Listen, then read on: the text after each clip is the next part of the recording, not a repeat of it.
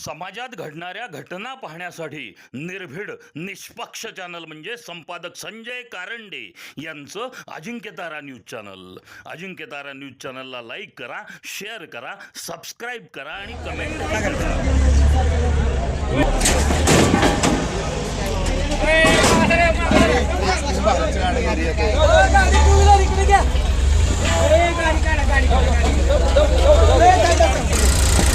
भेटलं ना चल.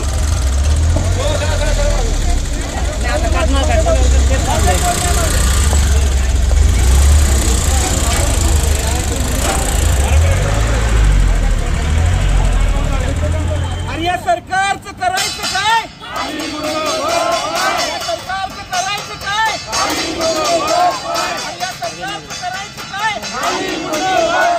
अरे धिक्कार असो, धिक्कार असो, धिक्कार असो.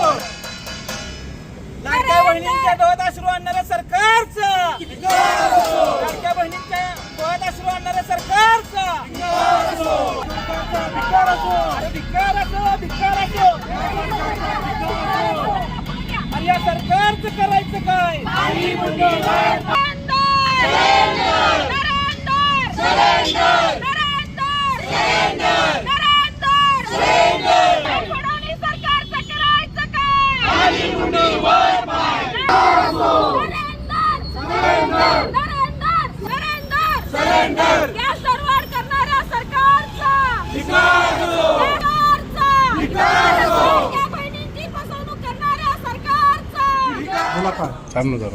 सध्या देशभरामध्ये युद्धजन्य परिस्थितीमुळे जे काही दुष्परिणाम सर्वसामान्य लोकांच्या जनजीवनावरती झालेला आहे त्याचा निषेध म्हणून आज या ठिकाणी सातारा जिल्हाधिकाऱ्यांना आम्ही तीव्र स्वरूपाचा निषेध व्यक्त करत महाविकास आघाडीच्या वतीने राष्ट्रवादी काँग्रेस, शरदचंद्र पवार पक्ष, राष्ट्रीय काँग्रेस, शिवसेना, उद्धव बाळासाहेब ठाकरे, त्याचबरोबर महाराष्ट्र नवनिर्माण सेना असे अनेक घटक पक्ष सर्वांना बरोबर घेऊन खऱ्या अर्थाने जर सर्व पक्ष एकत्रित येऊन जर ज्या पद्धतीचं या ठिकाणी निषेध व्यक्त करत आहेत, खऱ्या अर्थाने जनआक्रोश हा जो निर्माण झालेला आहे जनसामान्यांमध्ये.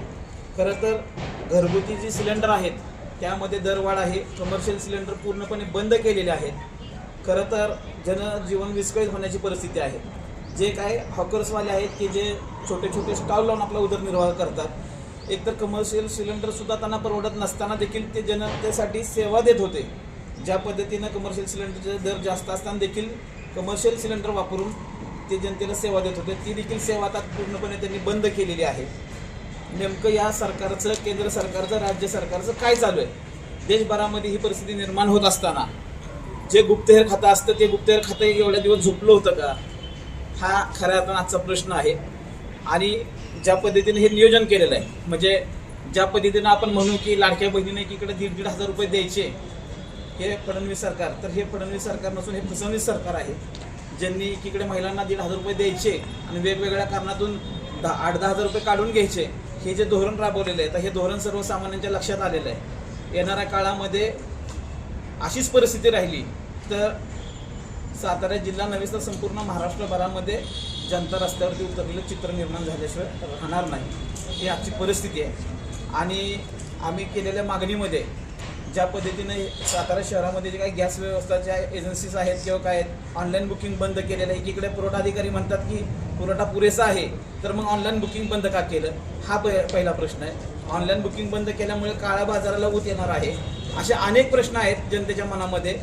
आमची प्रामुख्याने अशी मागणी आहे की जिल्हा पुरवठा अधिकारी असतील, जिल्हाधिकारी असतील, यांनी पत्रकार परिषद घेऊन या बाबतीतले सर्व जे गैरसमज आहेत, जर पुरवठा आहे तर लाईन का लागलेल्या आहेत, ऑनलाईन बुकिंग का बंद केलेलं आहे, असे अनेक प्रश्न आहेत.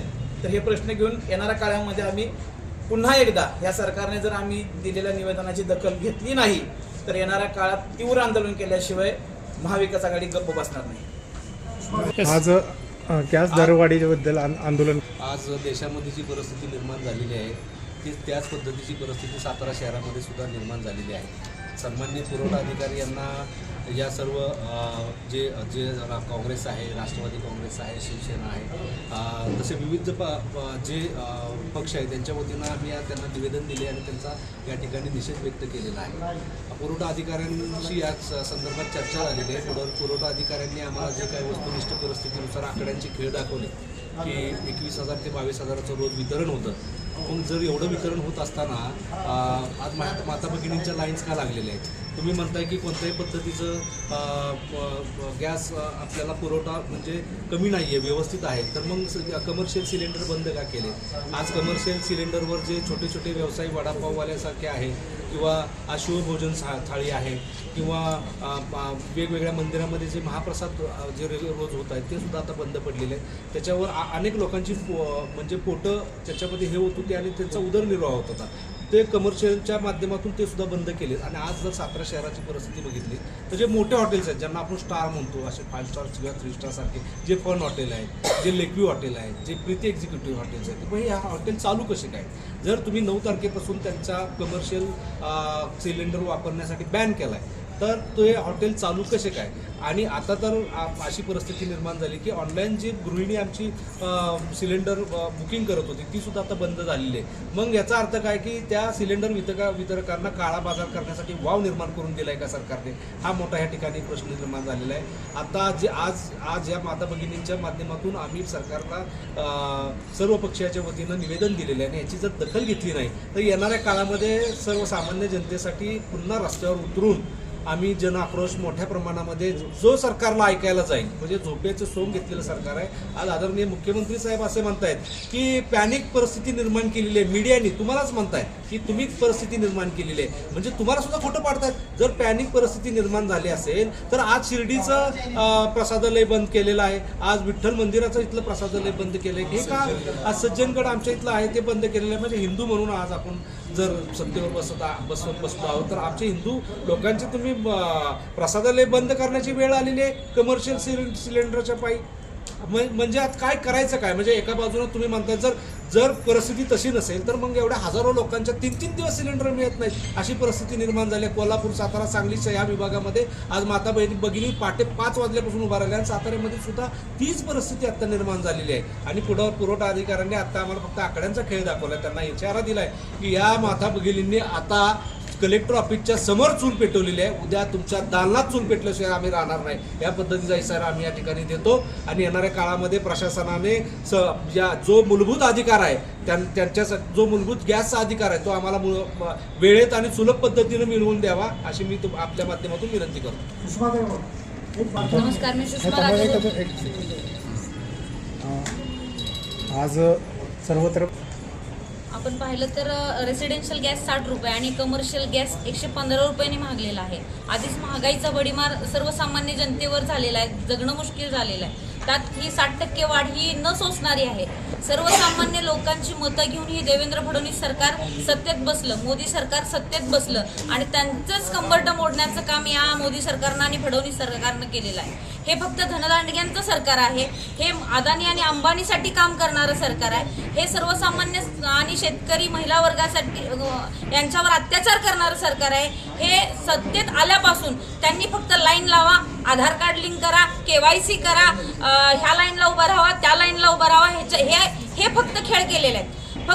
फक्त मोठमोठ्या वल्गना केल्या की मेक इन इंडिया करतो, डिजिटल इंडिया करतो, कॅशलेस इंडिया करतो, ह्या सगळ्या. पण जे महाविकास आघाडीचं सरकार होतं किंबहुना काँग्रेसचं सरकार ज्यावेळी होतं त्यावेळी सर्वसामान्यांचा विचार करून ते धोरणं आखत होती. पण हे फक्त अदानी, अंबानी आणि ट्रम्पसाठी चालवलं गेलेलं सरकार आहे. ह्यांचा काही उपयोग नाही. ह्यांच्या खुर्च्या रिकाम्या कराव्यात, अन्यथा सर्वसामान्य लोक त्यांना जगू देणार नाहीत. कारण त्यांनी सर्वसामान्य लोकांचं जगणं मुश्किल केलेलं आहे. सर्व माता भगिनींच्या वतीनं आणि महाविकास आघाडीच्या वतीनं मी या गॅस दरवाढीचा आणि सर्व महागाई वाढीचा निषेध व्यक्त करते. बोला. महिलांच्या डोळ्यातले अश्रू पुसण्यासाठी म्हणून उज्ज्वला गॅस योजना आणली. खरं तर त्याच्यावर इतका मोठा खर्च केला गेला आणि असं वाटलं की आता भारतात कधीच गॅसची टंचाई येणार नाही, महिलाही निवांत राहिल्या. पण किती फसलो आपण सगळ्यांना. म्हणजे हे जर बघितलं, कॅशलेस इंडिया, उज्ज्वला गॅस, लाडक्या बहिणी ह्या योजना आणि त्याच्या प्रचारासाठी त्याच्या प्रसिद्धीसाठी केला गेलेला खर्च हे बघता सगळं गुढी गुढी वाटत होतं.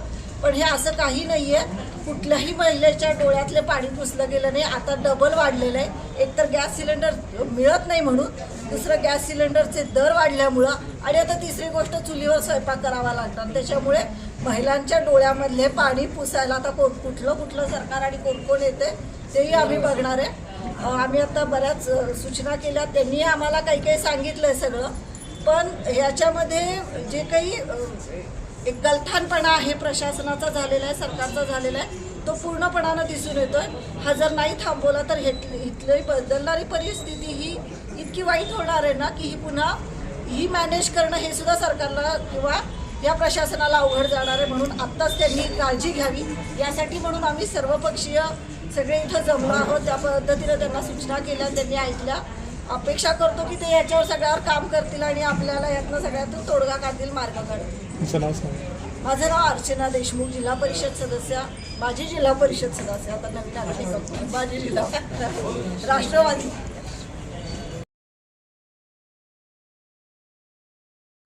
समाजात घडणाऱ्या घटना पाहण्यासाठी निर्भीड निष्पक्ष चॅनल म्हणजे संपादक संजय कारंडे यांचं Ajinkyatara news channel. Ajinkyatara news चॅनलला लाईक करा,